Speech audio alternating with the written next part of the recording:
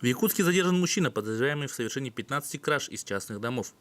Полицейскими МУ МВД России Якутская в ходе проведения оперативно-розыскных мероприятий задержан 42-летний уроженец Ленского района, подозреваемый в совершении серии краж из частных домов.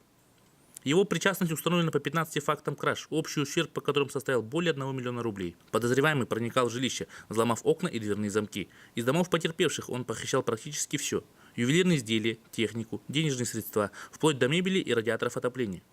Из частного дома, находящегося по Покровскому тракту, злоумышленник вынес всю мебель, кровать, столы, шкафы, а также радиаторы. Выяснилось, что в отдельных случаях потерпевшие значительно облегчали ему совершение краж, ничем не обезопасив свое имущество. Как проникли? Она как-то я там вот на ступеньку стоишь, там можно открыть. Вот на эти два полена, да? Ага. Видимо, они для этого тут все стоят. По всем фактам возбуждены уголовные дела. В отношении подозреваемого избраны меры пресечения в виде заключения под стражу. Часть похищенного имущества изъята.